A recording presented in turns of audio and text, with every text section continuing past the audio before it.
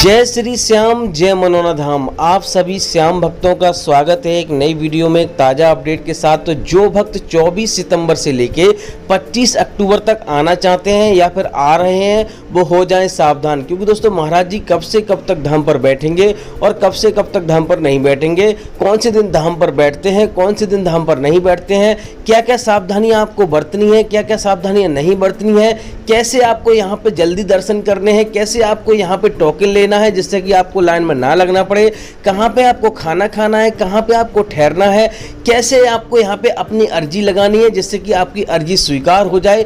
तो सारी चीज़ें आपको इस वाली वीडियो में आपको मैं बताने वाला हूँ जिससे कि आपको कोई समस्या ना हो। अगर आप वीडियो पूरी नहीं देखोगे, बीच में छोड़ के चले जाओगे, काट काट के देखोगे तो आपको अधूरी जानकारी मिलेगी, फिर मत कहना भैया हमें बताया नहीं। तो इससे आपको बेहतर है कि आप वीडियो पूरी देख लें, काट काट के ना देख लें, क्योंकि दोस्तों वीडियो के किसी भी पार्ट में आपको मैं बता दूंगा कि महाराज जी कौन से दिन धाम पर मिलेंगे और कौन से दिन धाम पर नहीं मिलेंगे। और भी बहुत सारी महत्वपूर्ण जानकारियां आपको देने वाला हूं। अगर आप पहली बार आ रहे हो तब भी आपको ये वीडियो पूरी देखनी चाहिए। अगर यहाँ पर आप पहले भी आ चुके हैं तब भी आपको यहाँ पे बहुत सारी नई जानकारियां आपको मिल जाएंगी। तो चलिए दोस्तों वीडियो को शुरू करते हैं। सबसे पहले तो यहाँ पर जान लेते हैं कि मनोना धाम पड़ता कहाँ है। देखो दोस्तों, मैं कई वीडियो में आपको बता चुका हूँ, ये उत्तर प्रदेश राज्य के बरेली जिला में पड़ता है।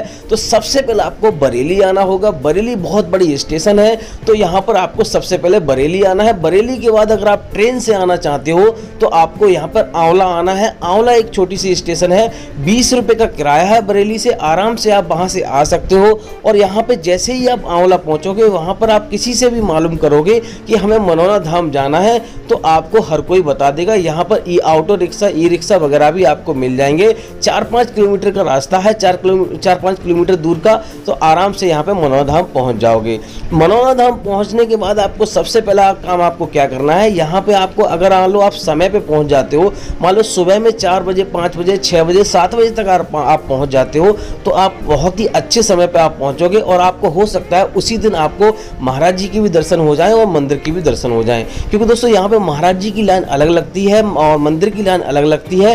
तो आपको यहाँ पे सबसे पहले मंदिर के दर्शन करने होते हैं। बहुत सारे भैया सोचते हैं कि हम मंदिर के दर्शन तो पहले ही कर चुके हैं, महाराज जी से मिल लेते हैं, तो ऐसा आप बिल्कुल ना करें। अगर आप ऐसा करते हो तो आपकी अर्जी स्वीकार नहीं होगी। तो आपको मंदिर के दर्शन करने जरूरी हैं। तो मंदिर के दर्शन करने के लिए आपको सबसे पहले करना क्या होगा, यहाँ पर स्नान करना है। अगर आप मरीज को स्नान करा सकते हो तो मरीज को कराइए। अगर मरीज सक्षम नहीं है स्नान करने में तो किसी और व्यक्ति, स्वस्थ व्यक्ति को स्नान कराइए। उसी के हाथों से यहाँ पे श्याम जल की बोतल खरीदवाइए। 20 रुपए की श्याम जल की बोतल मिलेगी आपको। यहाँ पे जो प्रसाद है वो भी उसी व्यक्ति से खरीदवाइए।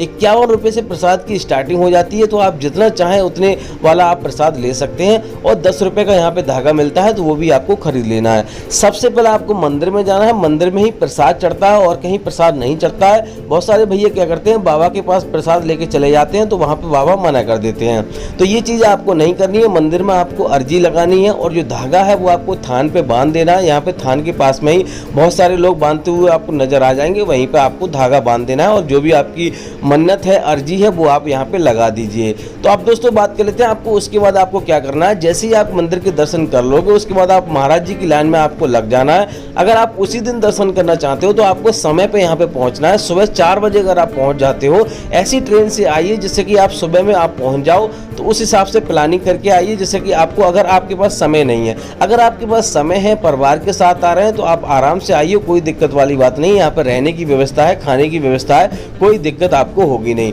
तो दोस्तों मैं बात कर रहा था, सबसे पहले आपको यहाँ पे मंदिर के दर्शन करने हैं। उसके बाद महाराज जी की लाइन में आपको लग जाना है। महाराज जी की आप बैठने का जो समय है, सुबह 8 बजे से लेकर 9 बजे के बीच में महाराज जी बैठते हैं। आरती का जो समय रहता है सुबह 7 बजे रहता है। अगर आप आरती पाना चाहते हो तो आप यहाँ पे सुबह 7 बजे से पहले ही आपको यहाँ पे लाइन में लग जाना है। तो ये सारी चीजें कर लेनी। अब दोस्तों बात कर लेते हैं महाराज जी यहाँ पे कितनी शिफ्टों में बैठते हैं। तो महाराज जी जो बैठते हैं 3 शिफ्टों में बैठते हैं। पहले महाराज जी यहाँ पे सुबह 8 बजे से या 9 बजे के बीच में बैठने के बाद आपको यहाँ पे 11:30 बजे, 12:30 बजे तक आपको महाराज जी धाम पर बैठेंगे और उसके बाद यहाँ पर उठ जाते हैं। फिर दोपहर में बैठते हैं, फिर उसके बाद लगभग 1:30 1:30-2 बजे बैठते हैं, उसके बाद यहाँ पर मान लो शाम के 5:30 बजे तक बैठते हैं, उसके बाद फिर बैठ जाते हैं और रात के 10-11 बजे तक महाराज जी धाम पर बैठते हैं। तो इस प्रकार से यहाँ पे महाराज जी धाम पर देखते हैं। बात करते हैं दोस्तों यहाँ पे श्याम जल की। जो श्याम जल का आपको सेवन करना है बहुत ही सावधानी पूर्वक करना है। सबसे पहले तो आपको ये जान लेना है कि श्याम जल को आपको ले जाते समय आपको बहुत सावधानी बरतनी है। अगर आप ट्रेन में लेके जा रहे हो या फिर अपनी गाड़ी में लेके जा रहे हो तो आपको ये चीज़ ध्यान में रखनी है,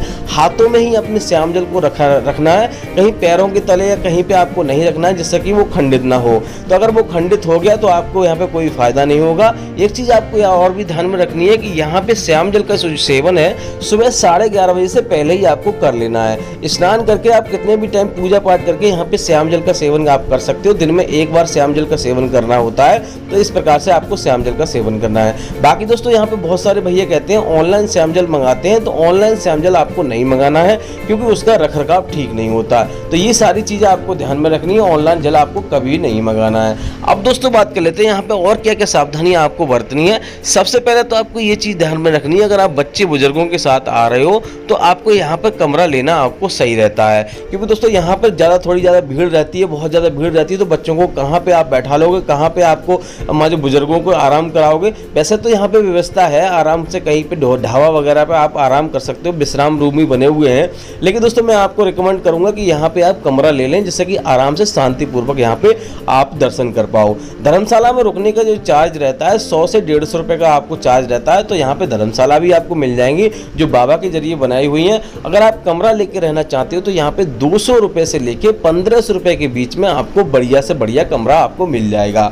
तो इस तरह से आप अपना कमरा ले सकते हो। खाने की बात करते हैं तो यहाँ पर ढाबा बने हुए हैं, 60 से 70 रुपये की थाली आपको मिल जाएगी और शुद्ध शाकाहारी आपको भोजन मिलेगा। एक चीज़ आपको और बता दें, अपने घर से आप चल रहे हो, अगर आप मीट मछली खाते हो तो वो सारी चीज़ें त्याग दें और भविष्य में उस चीज़ का भी त्याग करना जरूरी है, तभी आपकी मनोकामना पूरी होगी। क्योंकि दोस्तों हम जाने अनजाने में हमसे बहुत सारे ऐसे पाप हो जाते हैं, बहुत सारी हत्याएं हो जाती हैं छोटे छोटे जीवों की, तो जिससे कि हमें हमारे जीवन में बहुत सारी समस्याओं का सामना करना पड़ता है। आपकी अर्जी जल्दी स्वीकार जब होगी अगर आपके साथ पुण्य है, अगर आपके साथ पुण्य नहीं है तो आपकी अर्जी जल्दी स्वीकार नहीं होगी।